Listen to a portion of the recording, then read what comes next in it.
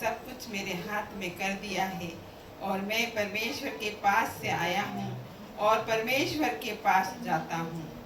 भोजन पर से उठकर अपने ऊपरी कपड़े उतार दिए और अंगोछा लेकर अपने कमर बांधी। तब बर्तन में पानी भरकर चेलों के पांव धोने और जिस अंगोछे से उसकी कमर बंधी थी उसी से पोंछने लगा। जब वह शमौन पतरस के पास आया तब पतरस ने उससे कहा, हे प्रभु, क्या तू मेरे पांव धोता है? यीशु ने उसको उत्तर दिया, जो मैं करता हूँ तू उसे अभी नहीं जानता, परंतु इसके बाद समझेगा। पतरस ने उससे कहा, तू मेरे पांव कभी न धोने पाएगा। यह सुनकर यीशु ने उससे कहा, यदि मैं तुझे न धोऊं तो मेरे साथ तेरा कुछ भी साझा नहीं। शमौन पतरस ने उससे कहा, हे प्रभु, तो मेरे पांव नहीं वरन हाथ और सिर भी धो दे। यीशु ने उससे कहा, जो नहा चुका है उसे पांव के सिवाय और कुछ धोने की आवश्यकता नहीं, परंतु वह बिल्कुल शुद्ध है और तुम शुद्ध हो, परंतु सब के सब नहीं। वह तो अपने पकड़वाने वाले को जानता था, इसीलिए उसने कहा, तब तुम सब के सब शुद्ध नहीं। जब वह उनके पांव धो चुका और अपने कपड़े पहनकर फिर बैठ गया तो उनसे कहने लगा, क्या तुम समझे कि मैंने तुम्हारे साथ क्या किया? तुम मुझे गुरु और प्रभु कहते हो और ठीक ही कहते हो, क्योंकि मैं वही हूँ। 15। यदि मैंने प्रभु और गुरु होकर तुम्हारे पांव धोए तो तुम्हें भी एक दूसरे के पांव धोना चाहिए, क्योंकि मैंने तुम्हें नमूना दिखा दिया है कि जैसे मैंने तुम्हारे साथ किया है तुम भी वैसा ही किया करो। Thank you. प्रार्थना करें। स्वर्गीय पिता बाबा धन्यवाद देता है, आभार मानत आहे, स्तुती करत आहे सायंकाळच्या समयाबद्दल। अब्बा पिता, आज पुन्हा एक वेळेस आम्हाला एकत्रित केला यासाठी की अब्बा पिता तुमच्या वचनावर आम्ही मनन करा। अब्बा पिता, आम्ही प्रार्थना करतो की तुम्ही आमचा ताबा घ्या, तुम्ही आमची भेट घ्या, आमच्याशी बोला, तुमच्या वचनातील गूढ गहन रहस्य तुम्ही आज आम्हाला प्रगट करा। आम्ही प्रत्येक जण तुमच्या हातामध्ये स्वाधीन होतो, येशूच्या नावामध्ये आमेन। ओके ओके अन्य भाषा मेरे लिए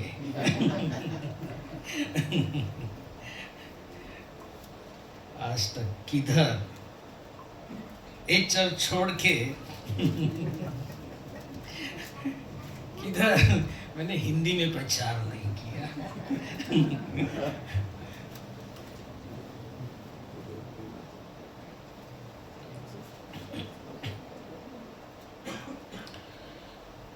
अपने प्रभु की मनुष्य जीवन की जगत में एक आखिरी रात थी। कुछ ही समय बाद उसे वेदनामय कलवरी का प्रवास शुरू करना था। अंदर से वो व्याकुल हुआ था, फिर भी अपने मन की शांति को भंग न होने देकर उसने आगे का एक महान कृतिशील उपदेश और बोध अपने चेलों को दिया।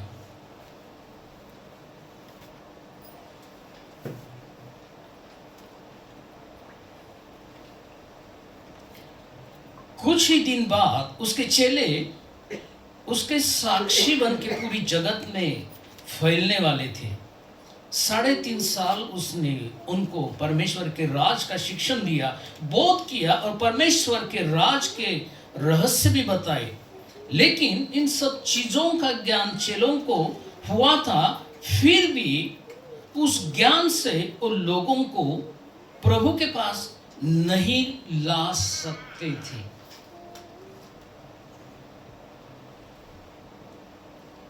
इसी कारण सेवकाई में ज्ञान होना जरूरी है, लेकिन उस सब ज्ञान के साथ एक गुण की कमी उनमें होती तो उनकी सेवा व्यर्थ हो जाती। और इसके बारे में यीशु मसीह ने ये सब किया। इसी कारण नम्रता एक बड़ा महत्वपूर्ण पार्ट उनको सिखाना बहुत जरूरी था। यीशु मसीह कुछ तो भी सिखा रहा है उनको। एक पैर धोना जो है, इसके पीछे कुछ कारण है।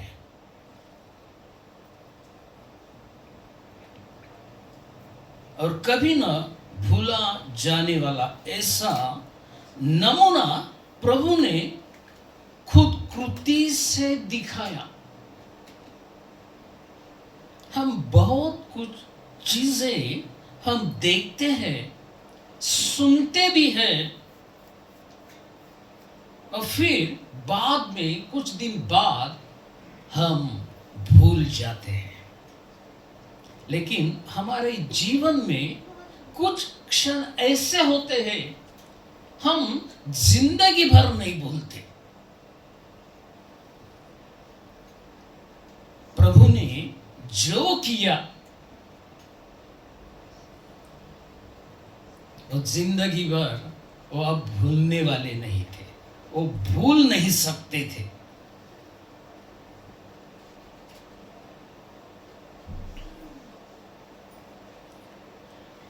तो कुछ समय पहले बड़ा कौन, इसी कारण चेलों में वाद हुआ था। अब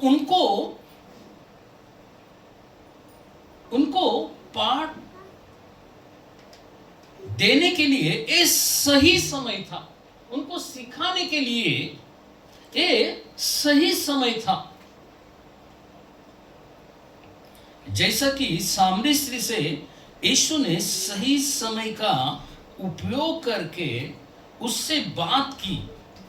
प्रभु समय का सही इस्तेमाल करना अच्छे से जानता है।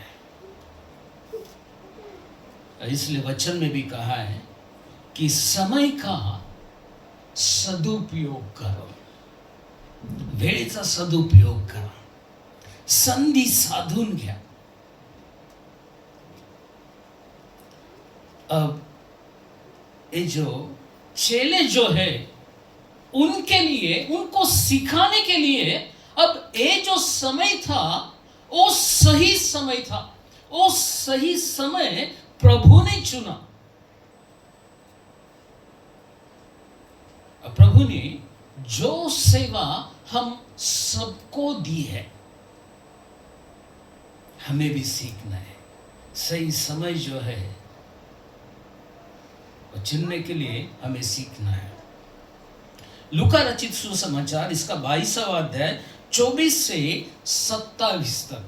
लूका रचित सुसमाचार इसका 22वां अध्याय 24 से 27 तक।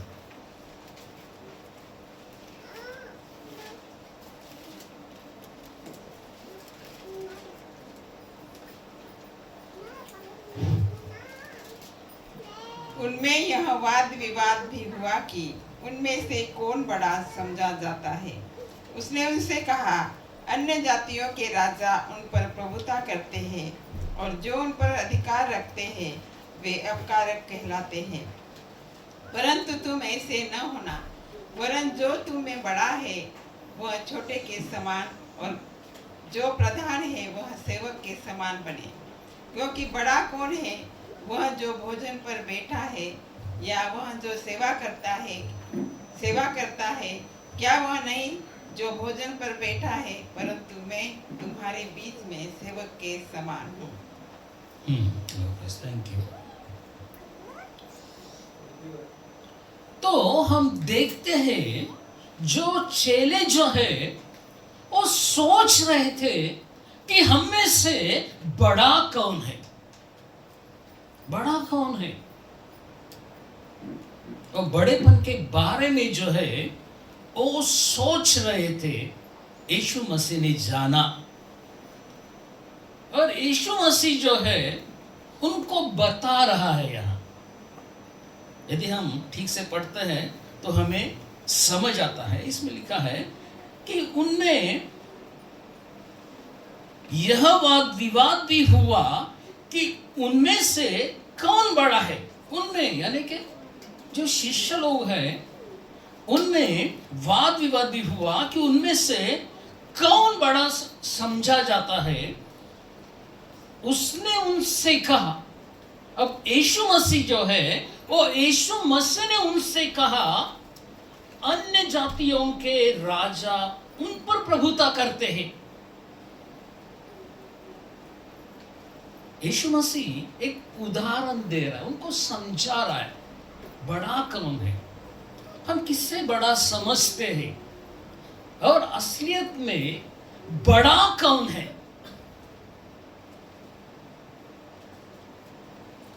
तो यहाँ पे लिखा है कि अन्य जातियों के राजा उन पर प्रभुता करते हैं और जो उन पर अधिकार रखते हैं वे उपकार कहलाते हैं।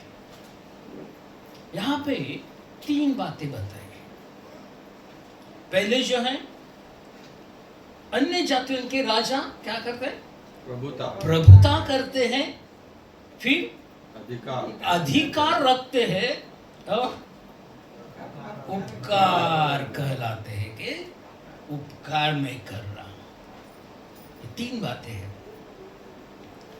परंतु तुम ऐसे न होना। प्रभु यीशु मसीह जो है हमें कह रहा है, उनको कह रहा है कि तुम ऐसे न होना।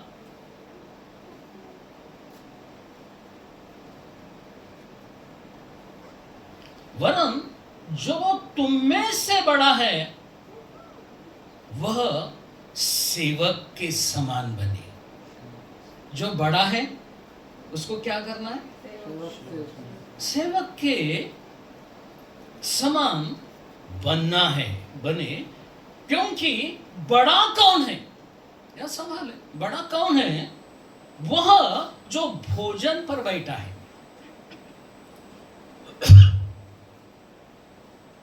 भोजन पर बैठा है या वह जो सेवा करता है। कौन बड़ा है? जो भोजन पर बैठा है वो बड़ा है या सेवा करता है वो बड़ा है? कौन बड़ा है?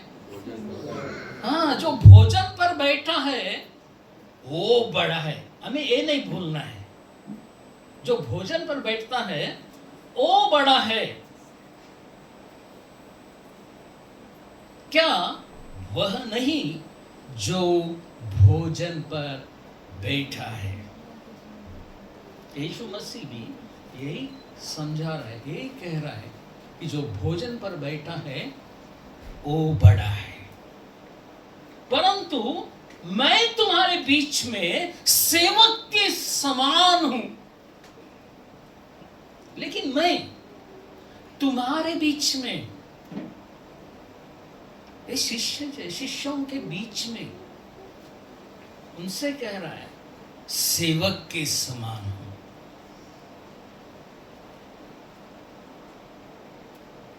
जो भोजन पर बैठा है वो बड़ा है। इसलिए प्रभु यीशु भोजन पर से उठे। जो बड़ा है, यीशु ने सिर्फ लोगों को बताया नहीं, जो भोजन पर बैठा है वो बड़ा है, लेकिन वो खुद उठा। क्योंकि वो भोजन पर बैठा था। वो तो इसी प्रकार झूठी महत्वाकांक्षा करना ये उनके लिए पहली बार नहीं था, शिष्यों के लिए। इसी कारण प्रभु ने एक महान शिक्षा दे रहा था। बड़ा कौन? कौन बड़ा? जो अधिकार चलाता है वो बड़ा नहीं होता, बल्कि जो सेवा करता है वो बड़ा होता है। कोई आदमी अपने कीमती कपड़ों से बड़ा नहीं होता। उसका उच्च शिक्षण, डिग्री, बैंक बैलेंस, बड़ा मकान, बड़ा हुद्दा, सामाजिक प्रतिष्ठा, टैलेंट, इसी कारण वो बड़ा नहीं, लेकिन जो नम्रता, प्रेम से भरा और निस्वार्थ हेतु से लोगों की सेवा करता है, वो बड़ा है। बड़ा कौन है? जो अधिकार पद पे बैठा है। और जगत में क्या हम देखते हैं, जो अधिकार पद पे बैठे हैं उनको बड़ा समझा जाता है, लेकिन यीशु मसीह जो है हमें कुछ अलग बता रहे हैं। इसलिए बाइबल में लिखा है, प्रथम नम्रता, फिर मान्यता, अधिनम्रता, मग मान्यता। यही प्रभु यीशु के शिक्षा का प्रमुख अंग था।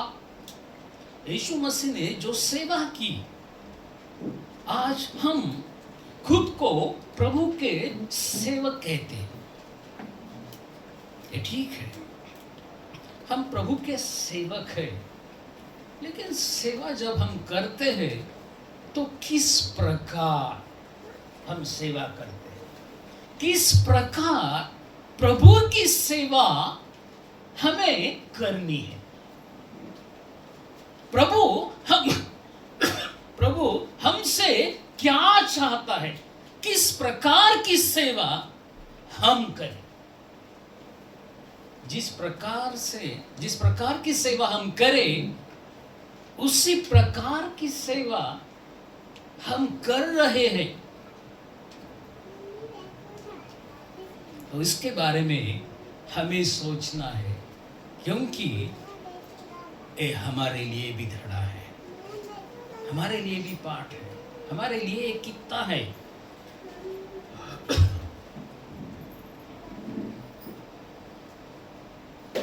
यही प्रभु यीशु की शिक्षा का प्रथम अंग था।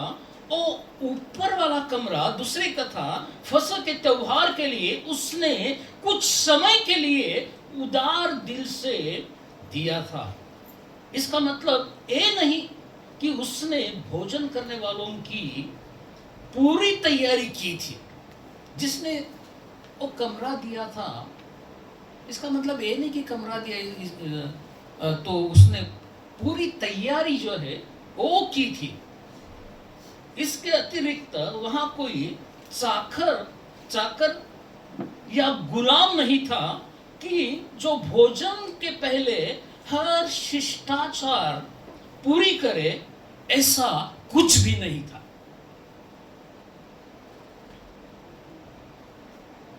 जिस समय प्रभु ऊपर वाले कमरे में भोजन के लिए मेज पर बैठा था, तब 12 शिष्य, 12 चेले एक तरफ 6 और दूसरी तरफ 6 बैठे थे। ये देख के प्रभु को बहुत दुख हुआ। हरे खुद को कुछ विशेष समझ रहा था। शिष्यों के आज्ञा पालन का एक मजेदार प्रसंग यहाँ पे हमें दिखता है कि उनकी बड़ेपन की, प्रभु के साथ जगह लेने की गड़बड़ी में वो भूल गए कि भोजन से पहले पांव धोने की रीत कौन करे।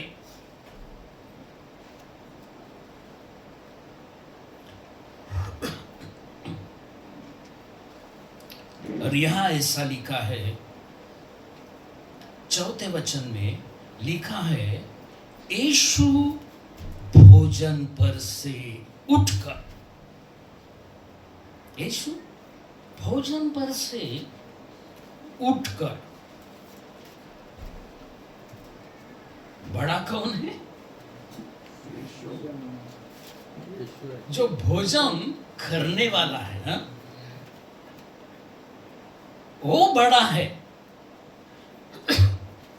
और यहां पे हम देखते हैं कि यीशु, ये शिष्य भी थे ना, कोई नहीं उठे, लेकिन यीशु जो है भोजन पर से उठकर वास्तविक रीति से वो उनका थोर प्रभु और गुरु था। और वे सब उसके चेले यानी दास और चाकर थे। ऐसा होने के बावजूद वो भोजन पर से उठा। वो उनका प्रभु था, वो उनका गुरु था, उनका खुदा सब कुछ था, फिर भी वो उठा। सेवकाई जो है, हम जो सेवा करते हैं तो सेवकाई की पहली पायरी जो है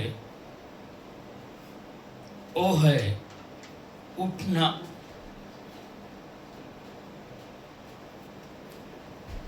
उठना ये जो है ये पहली पायरी है, और बाकी आगे की हर कृति इस पहली पायरी पे आधारित है। ये पहली जो स्टेप है उसके ऊपर बाकी सब निर्धारित है। यदि हम उठेंगे ही नहीं, आगे कुछ होने वाला नहीं। यदि हम उठेंगे, उठने के बाद ही बाकी सब चीजें जो है वो होने वाली है। तो इसलिए सेवा करते समय जो है कि हमें उठना जो है ये जरूरी है। इसलिए मत्ती रचित सुसमाचार 28वां अध्याय 19-20 में लिखा है, इसलिए तुम जाओ।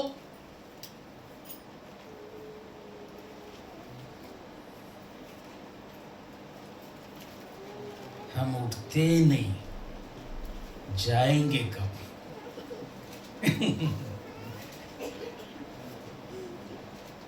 हमें उठने की जरूरत है, उठने के बाद ही हम जा सकते हैं। जाना है तो उठना जरूरी है। आज बहुत सारे मसीह लोग उठने के लिए आलस करते हैं।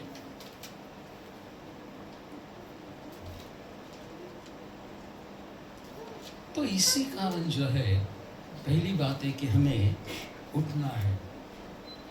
बहुत बार हम चर्च में गाना गाते हैं, उपासना संगीत में एक गाना है, तू बोला भी ले सेवा कराया प्रभु आलो। ये गाना जो है हम बचपन से लेकर बुढ़ापे तक गाते हैं। कुछ लोग गाते गाते मर जाते हैं, गड्ढे में जाते हैं, सिर्फ गाना ही गाते हैं। प्रभु तू बोला भी ले सेवा कराया।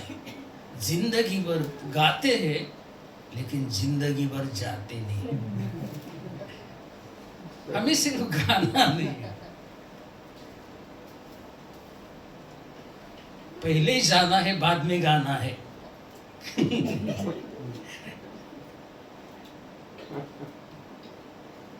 हम पहले गाते हैं, जाते तो नहीं, और सिर्फ गाते हैं। ठीक है, गाया तो जाओ ना फिर। हम सिर्फ गाते हैं, उठते हैं, जाते हैं। किधर जाते हैं? गाना तो गाते हैं,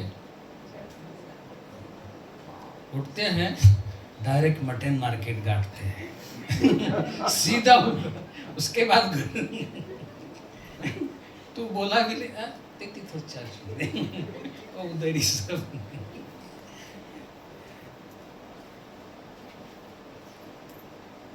तो सेवकाई जो है, सेवकाई की दूसरी पायरी जो है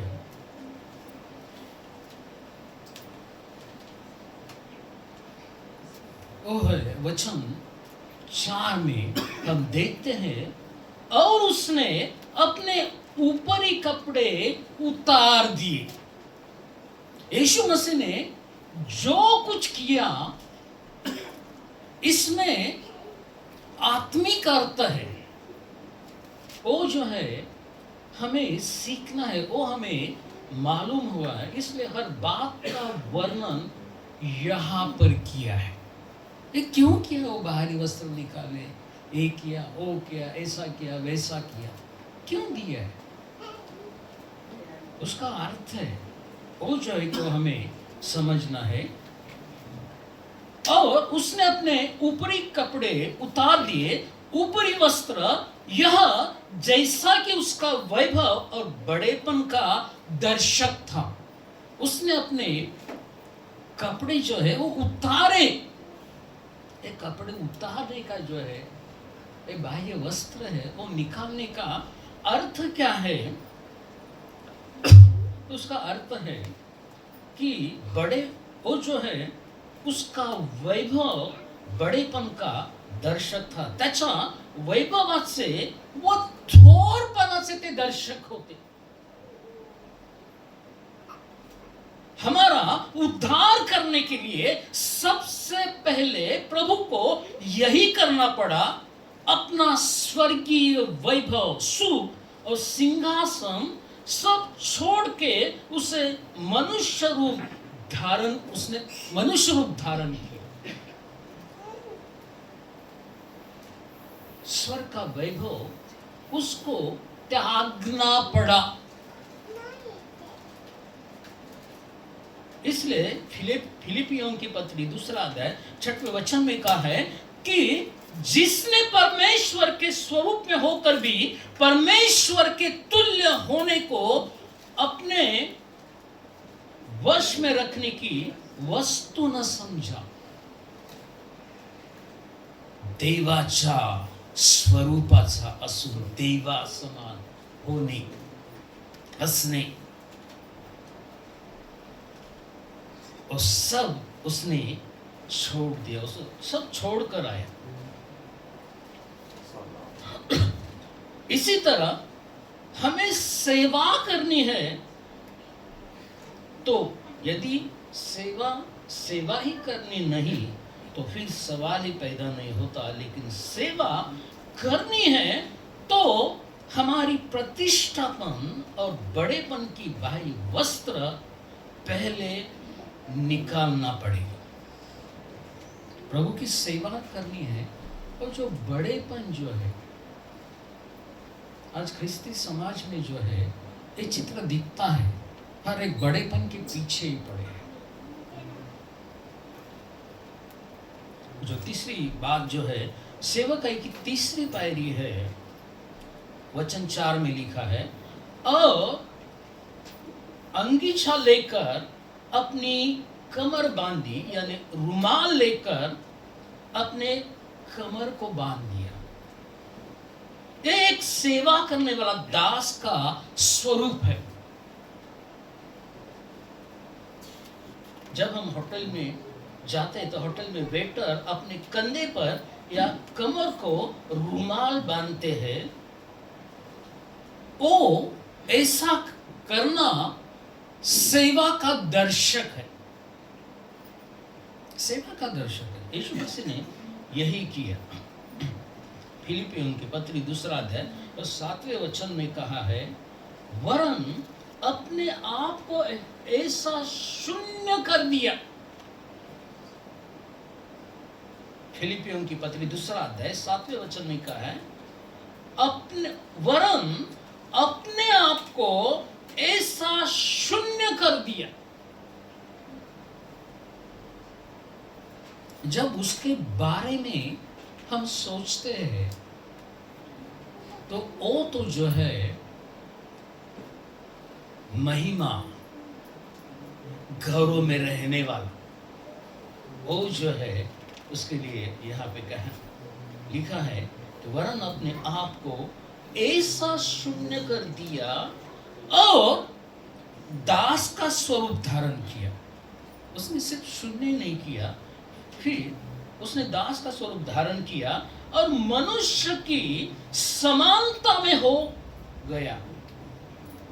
मनुष्य की समानता में हो गए। जिसने हमें बनाया है वो हमारे जैसे जो है वो बन गया। इसलिए केवल मनुष्य बनकर नहीं वरन वो दास बन गया।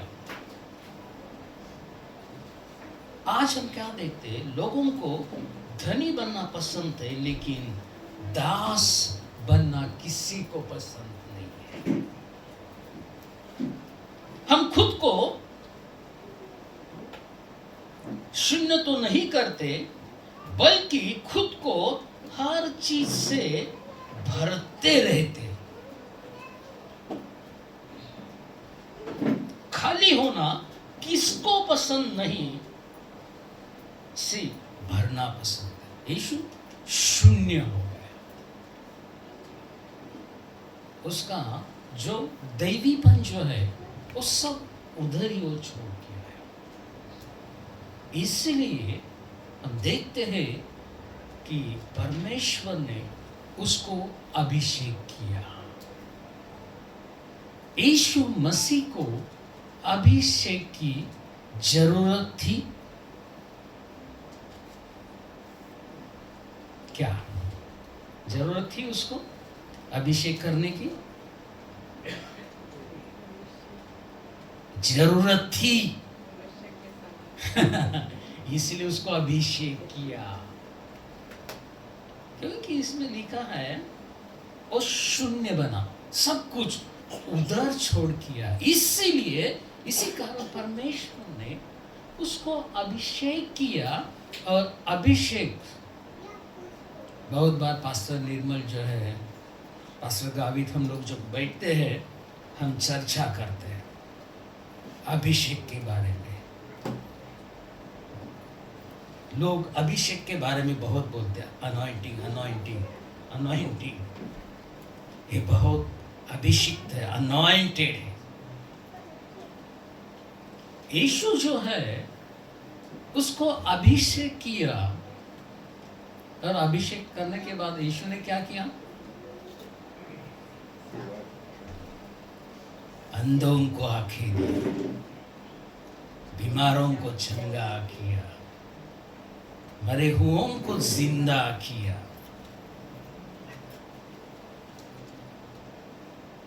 ना अभिषेक इसके लिए है।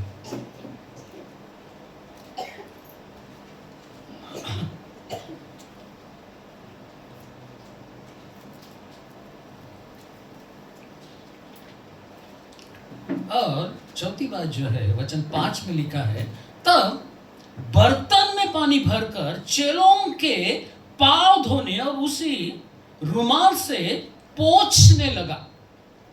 उसने एक बर्तन लिया, बर्तन में उसने पानी लिया, पानी भर के वो चेलों के पैर धोने लगा और रुमाल से पोंछने लगा। एक पैर धोने का एक काम उस समय गुलामों का था। जो गुलाम लोग जो है वो एक काम करते थे, उनको एक काम करना पड़ता था। ये हीन और तुच्छ समझा जाने वाला काम उस समय अपने धनी के पास आने वाले मेहमानों के लिए गुलामों को करना पड़ता था। इस तरह यीशु ने अति हीन ऐसे दास की जगह ले ली।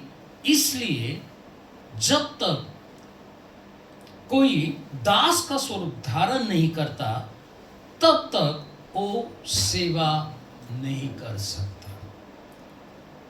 यदि हमें परमेश्वर की सेवा करनी है,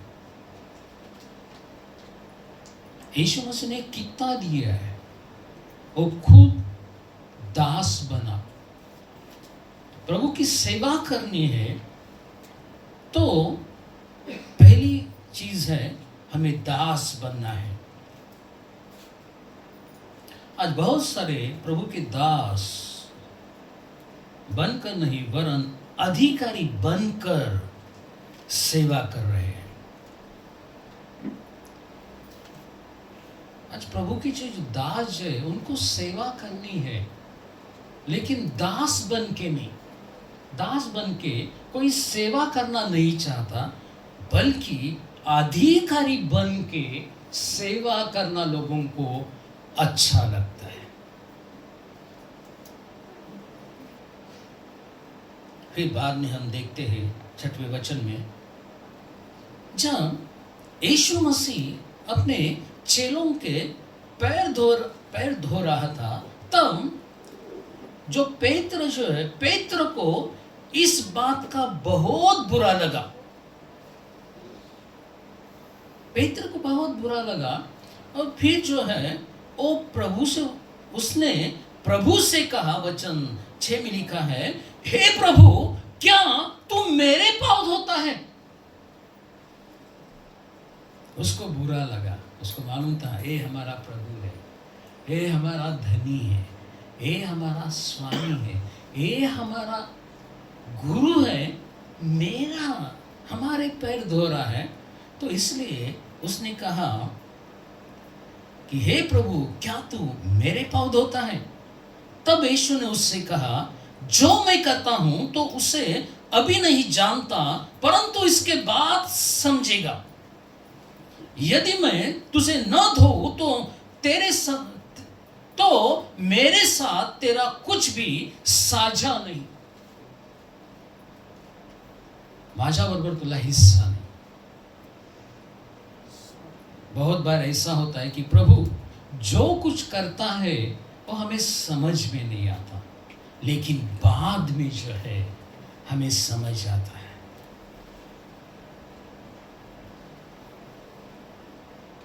फिर पेत्र ने अपने चंचल स्वभाव से यीशु को कहा, अब पेत्र जो है यीशु से कहा, हे प्रभु, तू मेरे पाँव ही नहीं वरन हाथ और सिर भी धो दे।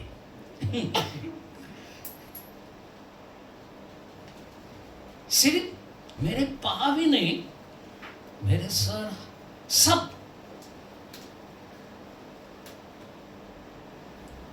मेरे पाँव ही नहीं वरन हाथ और सिर भी धो दे।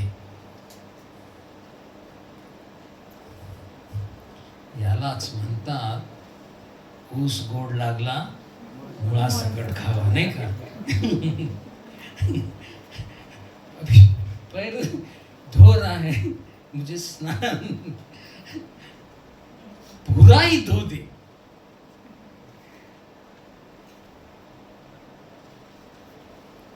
फिर यीशु ने कहा, वचन 10 में, जो नहा चुका है उसे पाँव के सिवाय और कुछ धोने की आवश्यकता नहीं है। जो नहा चुका है उसको क्या करने की जरूरत है?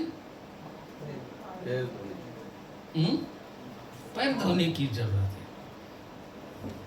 पुणे में हमारे एक अच्छे मित्र, एक भाई है, जब कोई उनको मिलने जाते हैं,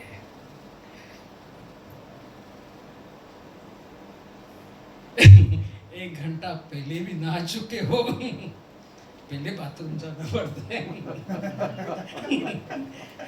निर्मल पार्क से बरोबर है ना? सिर्फ पैर धो के कुछ नहीं होने वाला, पूरा नहाना चाहिए।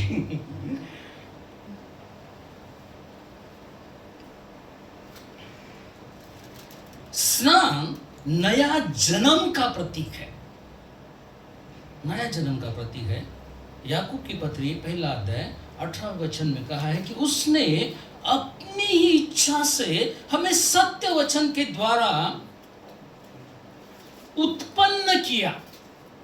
फिर पहले पेत्र 1:23 में कहा है, क्योंकि तुमने नाशवंत नहीं पर अविनाशी बीज से परमेश्वर के जीवते और सदा ठहरने वाले वचन के द्वारा नया जन्म पाया है।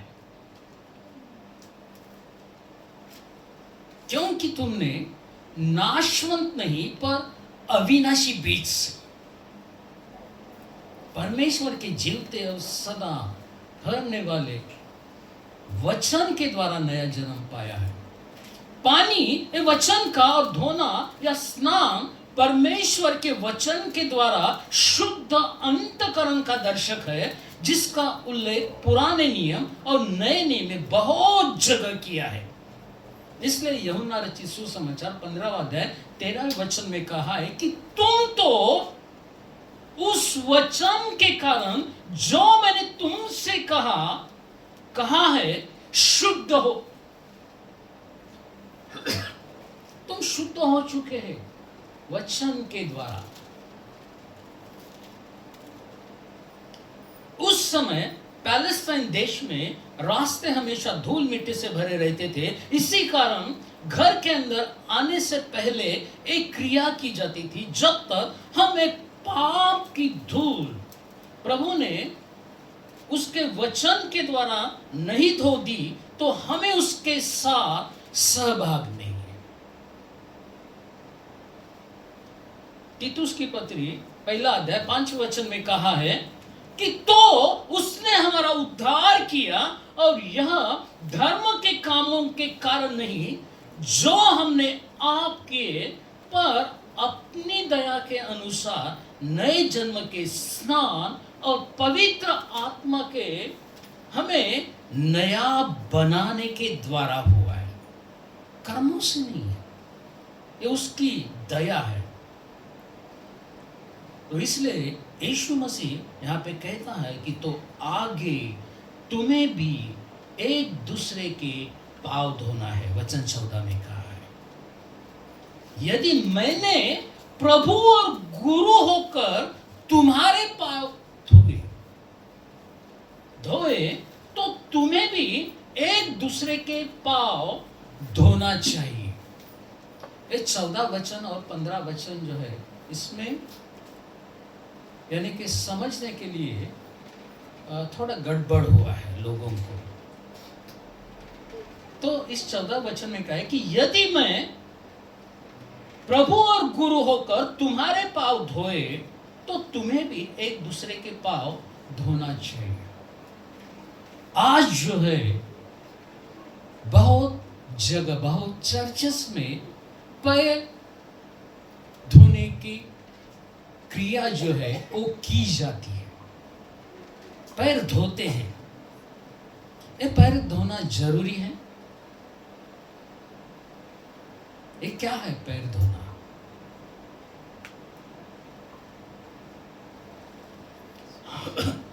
लेकिन ये पांव कौन धोएगा? कौन धोएगा? एक बड़ा सवाल है, क्योंकि पैर धोने वाला और पैर धुलवाने वाला वो दोनों अलग नहीं। फिर पैर धोएगा कौन? हम में से कौन किसके पैर धो सकता है? कौन किसके पैर धो सकता है? खरं तर आम्ही सगळे एकाच माळेचे मणी, एकाला झाकावं एकाला उघडावं, नाही का?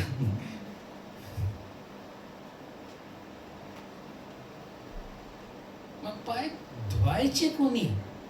कोणाचे?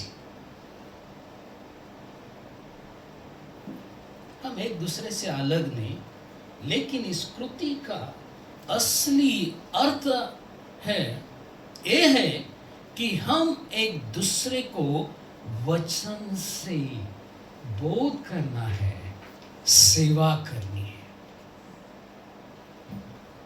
गलतियों की पत्री 6वां अध्याय 2 वचन में कहा है कि तुम एक दूसरे का भार उठाओ और इस प्रकार मसीह की व्यवस्था को पूरी करो और एक दूसरे को अपने से श्रेष्ठ मानो। ये मसीह का नियम है, ये मसीह की व्यवस्था है।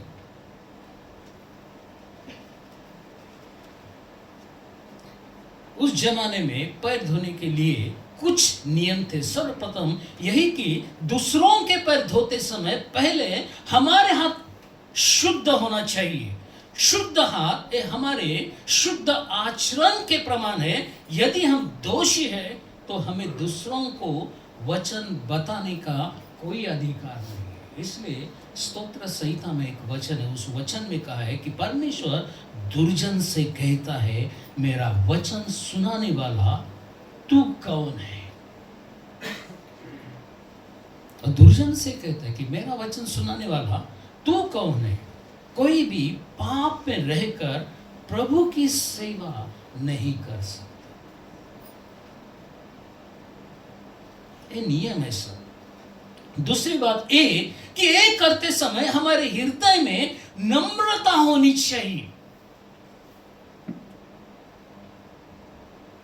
ऐसा कहा जाता है कि कैंटरबरी का आज बिशप साल में एक बार भिखारी लोगों को बुलाकर उनके पैर धोता है, उन्हें अच्छा खाना खिलाता है और जाते समय हर एक के हाथ में एक एक सोने का सिक्का देता है। आज भी कुछ सेवक लोग ऐसा ही करते हैं, लेकिन एक प्रभु ने दिया हुआ नमूना है, कितना है, एक उदाहरण है। इसलिए वचन 15 में कहा है, क्योंकि मैंने तुम्हें नमूना दिखा दिया है। नमूना दिखा दिया है कि जैसा मैंने तुम्हारे साथ किया है तुम भी वैसा ही किया करो।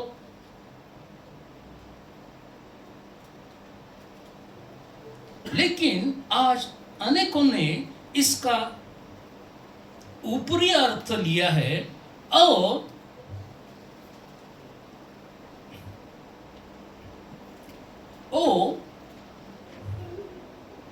यीशु की केवल नकल कर रहे। पैर धोना यीशु ने किया, हम भी पैर धोते हैं। सिर्फ पैर धोने से कुछ होने वाला नहीं है। यीशु ने नमूना कितना दिया है। नकल करने में हमारे लोग एक्सपर्ट हैं।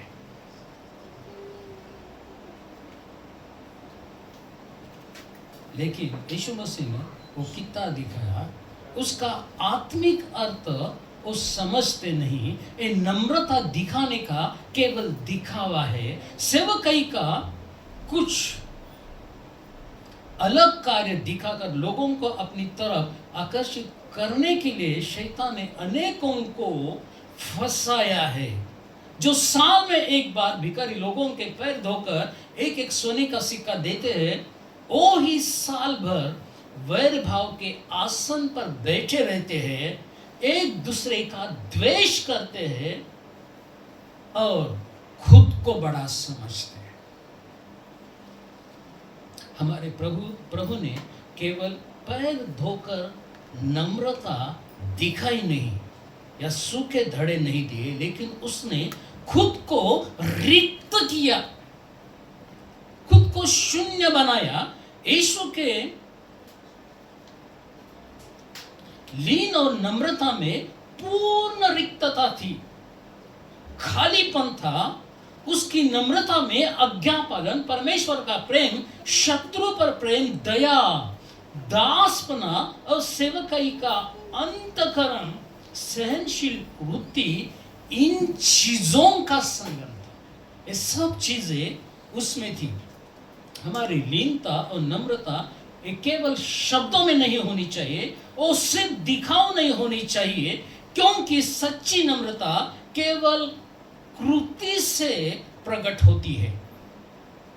नम्र बनने सिवाय कोई भी प्रभु की सेवा नहीं कर सकता।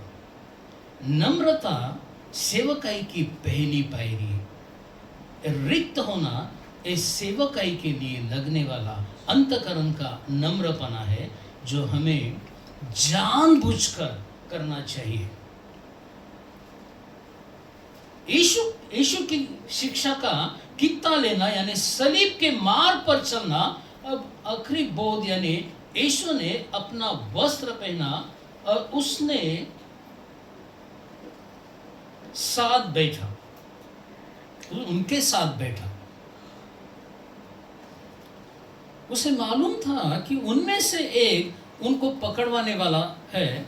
ऐसा होने के बावजूद यीशु ने यहूदा इस्करियत के उसके भी पैर धोए और उसके मुंह में घास भर दिया। फिर शैतान उसके अंदर घुसा। यीशु यहूदा इस्करियत को जानता था, उसका लक्ष्य परमेश्वर पर नहीं बल्कि धन पर है। उसको मालूम था वो चोर है, उसको मालूम था वो उसे पकड़वा कर देने वाला है, तो भी उसे अपने साथ रखा, रहने दिया। आज हम ऐसे लोगों के साथ कैसा बर्ताव करते हैं? आज लोग एक दूसरे की गलतियां ढूंढने के पीछे लगे हैं। यीशु मसीह ने ऐसा नहीं किया। इसी कारण हमें सावध होना चाहिए। इसके मेज के पास आकर प्रभु भोज लेने के द्वारा हम आशीषित होने वाले नहीं, बल्कि उसका जीवन भी हमारे भीतर रोज होना चाहिए। इसलिए हमें रोज धोने की जरूरत है। रोज, हर रोज धोने की जरूरत है। यदि हम प्रभु पर विश्वास करने वाले लोग हैं, फिर भी इस पापमय जगत में प्रवास करते समय हमारे पैरों पर पाप की धूल मिट्टी बैठती रहेगी। इसी कारण उसके वचन पर विश्वास रखकर हर रोज पश्चाताप करके प्रभु को शरण आना चाहिए। हमारी प्रार्थना की शुरुआत पश्चाताप से होनी चाहिए।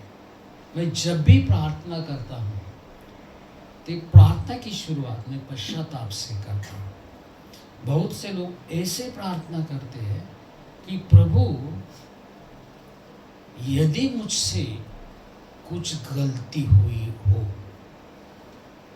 तो मुझे माफ करना। पाप तो जानबूझकर करते हैं, और क्षमा यदि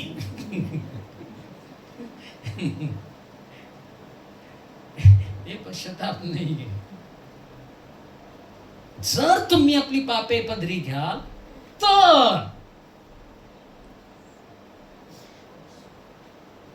विश्वासू न्याय तो तुमच्या अपराधांची क्षमा करणार.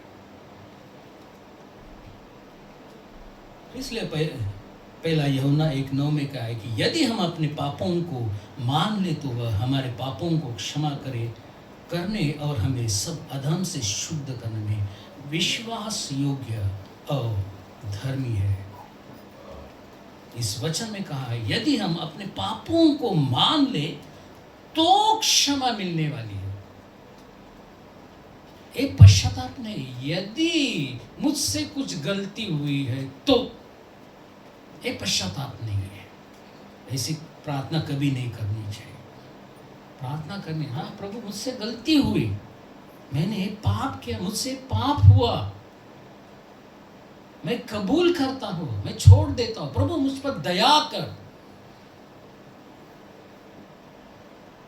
इसलिए वचन में कहा है कि जो अपने पाप छुपाता है उसका भला नहीं होता, लेकिन जो पापों को मानकर छोड़ देता है उस पर दया होती है. उस रात मेज के सामने चेलों के 2 वर्ग बने. मेज का लाभ लेकर भी धिक्कार अस्वीकार. आज रात हमें निर्णय लेने की जरूरत है, आत्म परीक्षण करने की जरूरत है.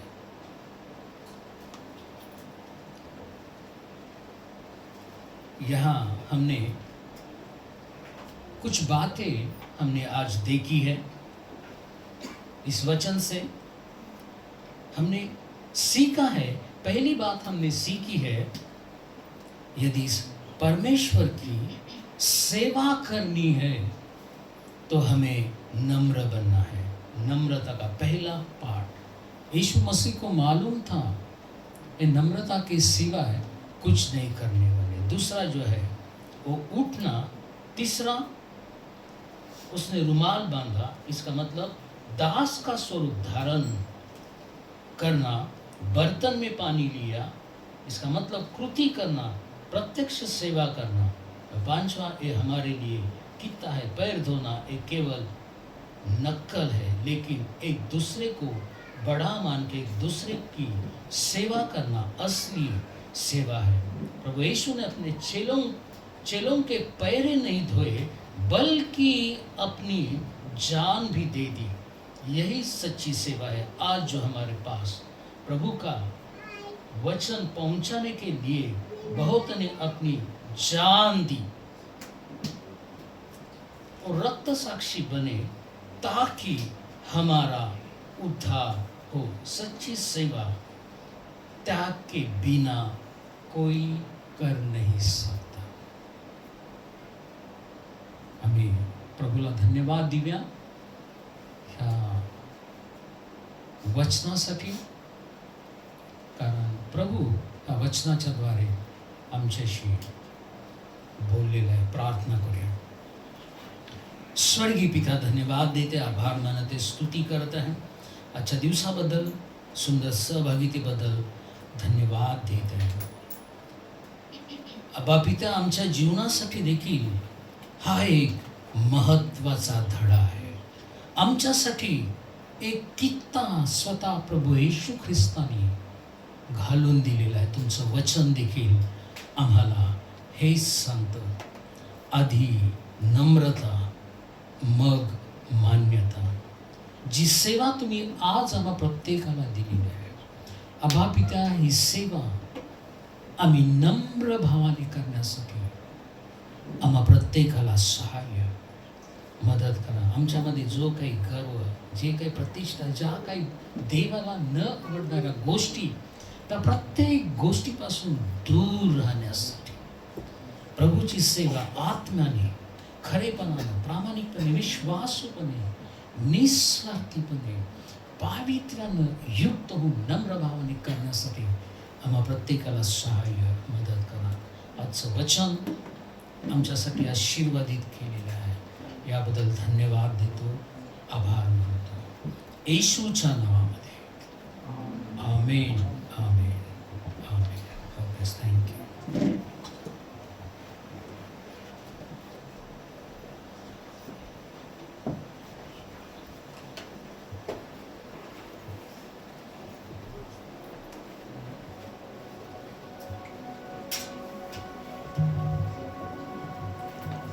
Praise the Lord. Praise the Lord. Hallelujah. Hallelujah.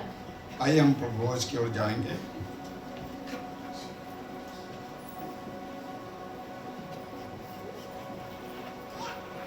जिस किसी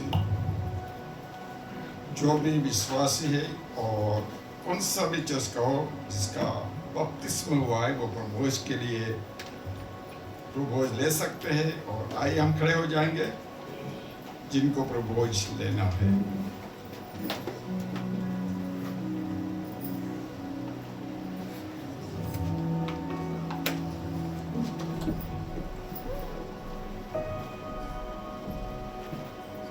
आइए वचनों से हम पढ़े, बाद में हम गीत गाएंगे।